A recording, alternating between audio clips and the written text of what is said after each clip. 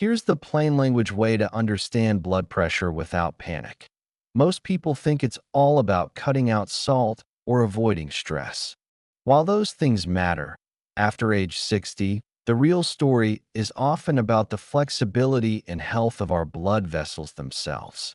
And knowing how to support them can be the key to protecting your independence. This quiet, internal pressure affects how steady you feel on the stairs, how much energy you have for an afternoon walk, and how confident you feel when you stand up from a chair. It's not about fear, it's about function. It's about having the stamina to play with your grandkids and the clarity to manage your own affairs with confidence. In this video, we are going to explore the science behind one specific, soothing drink that numerous studies suggest can naturally support healthy blood pressure. I'll explain exactly how it works inside your body, using simple terms. We'll cover the right way to prepare it for the most benefit, how much to drink, and a simple 3-step action plan to track your progress at home. And please, stay with me to the end, because I'll share a simple 20-second check you can do at home to get a rough idea of your circulation.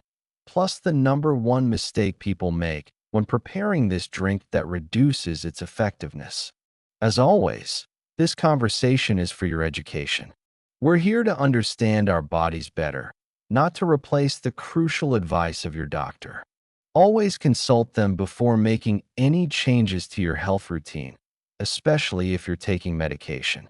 Managing our health as we get older can sometimes feel like a full-time job, but you don't have to do it alone. If you find these practical, science-based discussions helpful, please consider subscribing. We're building a thoughtful community here, and we'd be so glad to have you with us. So, let's get into it. The drink we're talking about today is hibiscus tea. Not just any herbal tea, but specifically the kind made from the deep red calyces of the Hibiscus sabdariffa flower. It's been used for centuries in traditional medicine, but modern science is now showing us exactly why it can be so beneficial for our circulation. We're going to walk through the 4 primary ways it works. The first, and perhaps most powerful way, is how hibiscus tea gently helps to relax your blood vessels. Inside our bodies, we have a substance called angiotensin-converting enzyme, or ACE for short. You can think of your blood vessels as flexible garden hoses. The ACE enzyme's job is to send a signal that tells these hoses to tighten and constrict. When they tighten, the space inside gets smaller, and the pressure of the blood flowing through them goes up. This is a normal and necessary process, but for many people, this system can become a bit overactive. This is where hibiscus tea comes in. It contains natural compounds, particularly anthocyanins and other flavonoids, that appear to act as a mild, natural ACE inhibitor.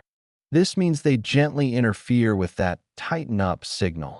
They don't block it completely, but they dial it down. As a result, your blood vessels can relax and widen slightly. When the hoses are more relaxed and open, your blood can flow through with less force. Your heart doesn't have to work quite as hard to pump blood to every part of your body. This easing of tension is what helps to lower the overall pressure number. You might not feel it happening moment to moment, but over time, this relaxing effect can contribute to healthier blood pressure readings. This relates directly to that feeling of pressure or even a slight pounding sensation you might feel in your head when you're tense or have been rushing around. By helping your vessels stay relaxed, you're supporting a calmer, more balanced circulatory system. To get started, the key is consistency. Aim for 1 to 2 cups a day. You can use tea bags, but for the most potent effect, I recommend using loose, dried hibiscus calyces, which you can find online or in health food stores. Use about 1 tablespoon of the dried flowers per cup of hot water. Let it steep for at least 5 to 10 minutes to extract all those wonderful compounds. You can enjoy it hot, or make a larger batch and keep it in the fridge to drink cold. It has a lovely, tart, cranberry-like flavor. Now, A very important safety note, because it works in a similar way to a class of blood pressure medications called ACE inhibitors, like lisinopril or enalapril. You absolutely must speak with your doctor before adding hibiscus tea to your routine if you are on any blood pressure medication. You don't want to create an additive effect that lowers your pressure too much. Next, let's talk about the second key action of hibiscus tea, helping your body release excess fluid and sodium. Think about a balloon. If you keep pumping water into it, the pressure on the walls of the balloon increases. Your circulatory system works in a somewhat similar way. The total amount of fluid, or blood volume, in your system affects your blood pressure. When your body holds onto too much water and sodium, that volume goes up and the pressure against your artery walls increases. Hibiscus tea acts as a gentle, natural diuretic. A diuretic is simply something that helps your body produce more urine, allowing it to flush out excess sodium and water. Many prescription blood pressure medications are diuretics, often called water pills. Hibiscus provides a much milder version of this effect. How does it work? It seems to influence the hormones that tell your kidneys how much water and salt to hold on to versus how much to release. By encouraging your kidneys to let go of a little extra, it can help reduce the overall fluid volume in your bloodstream. This, in turn, can lead to a reduction in blood pressure. This is particularly relevant if you sometimes notice your rings feeling a bit tight or see slight puffiness or swelling in your ankles at the end of the day, which can be signs of fluid retention. A gentle diuretic action can help your body find a better fluid balance. For this reason, it's a good idea to drink your hibiscus tea earlier in the day, perhaps mid-morning or with lunch. This gives your body time to process it, so you're not waking up for extra bathroom trips during the night, which can disrupt your sleep. And remember, even though it's a diuretic, it's important to continue drinking plenty of plain water throughout the day to stay properly hydrated. The goal is to get rid of excess fluid, not to become dehydrated. If you are already taking a prescription diuretic, like hydrochlorothiazide or furosemide, it is once again critical to talk to your doctor. Combining them with hibiscus tea could potentially lead to an excessive loss of fluids and electrolytes like potassium. And as a red flag line, if you ever experience sudden, significant, or painful swelling in one or both of your legs, this is not something to self-treat. That requires an immediate call to your doctor's office. If this explanation is making sense and you're finding it helpful, a quick tap on the subscribe button ensures you won't miss our next video, where we'll be talking about simple ways to protect your joints. The third reason hibiscus tea is so supportive is because it's an antioxidant powerhouse that helps protect the health of your artery walls. Imagine the plumbing in an old house. Over decades, the inside of the pipes can become corroded and brittle. A similar process, on a microscopic level, happens in our blood vessels. This is caused by something called oxidative stress. Oxidative stress is damage caused by unstable molecules called free radicals. They are a natural byproduct of our metabolism, but things like pollution, a poor diet, and even just the aging process can create an excess of them. These free radicals can damage the delicate inner lining of our arteries, called the endothelium. A healthy endothelium is smooth, flexible, and able to produce substances that help the vessel expand and contract properly. When it's damaged, it can become stiff and inflamed, making it harder for blood to flow and contributing to the long-term hardening of the arteries. This is where antioxidants come to the rescue. Hibiscus tea is absolutely packed with a type of antioxidant called anthocyanins.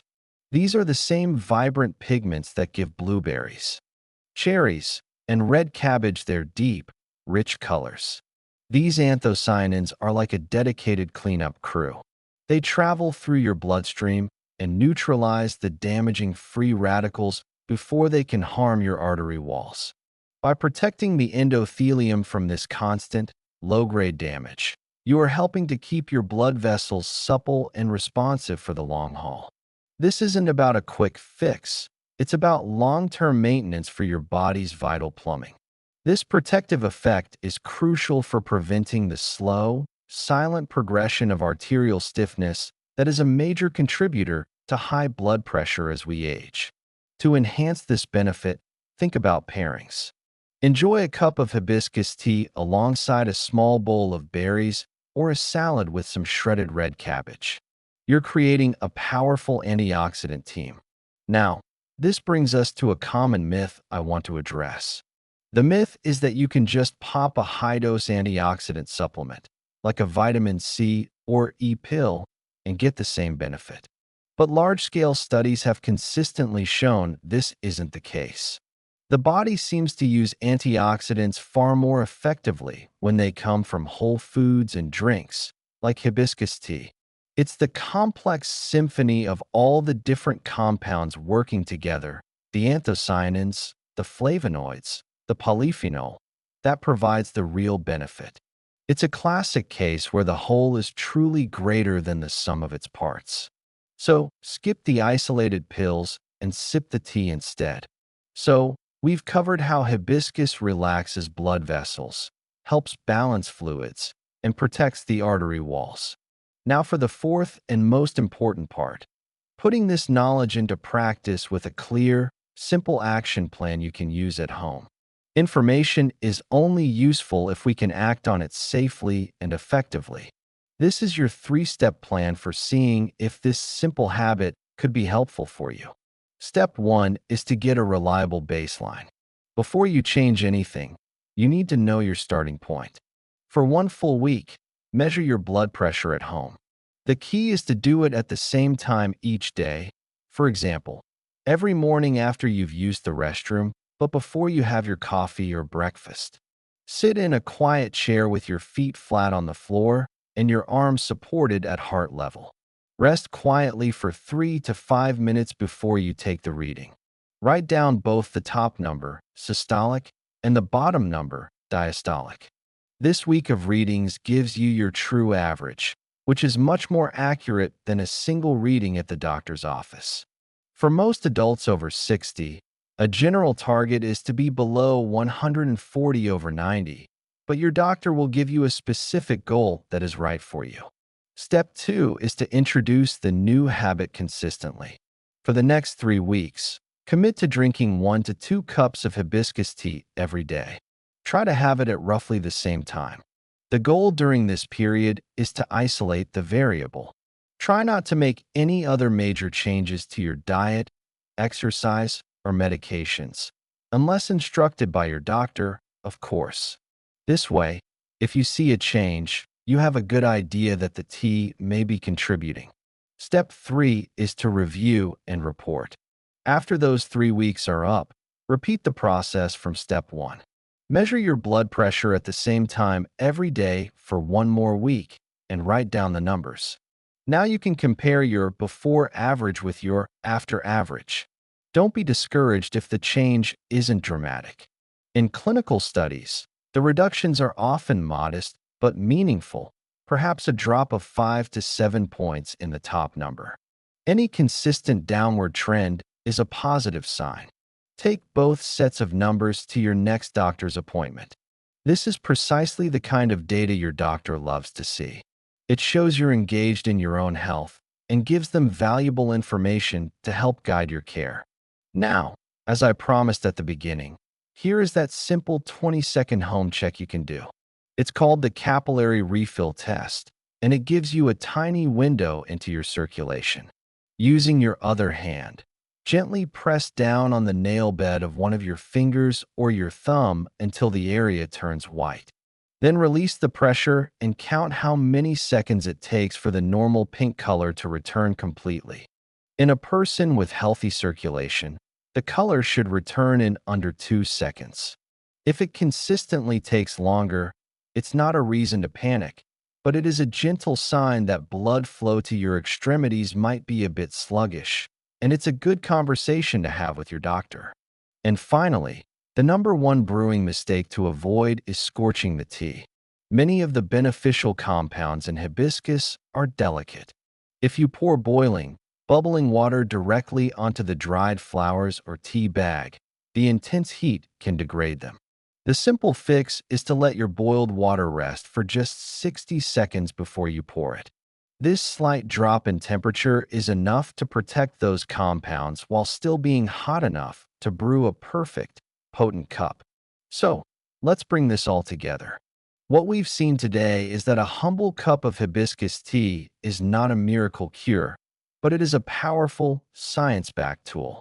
It works in harmony with your body's own systems, gently relaxing blood vessels, helping to balance fluids, and providing a shield of antioxidants to protect your arteries from long-term damage. The goal here isn't a dramatic, overnight transformation.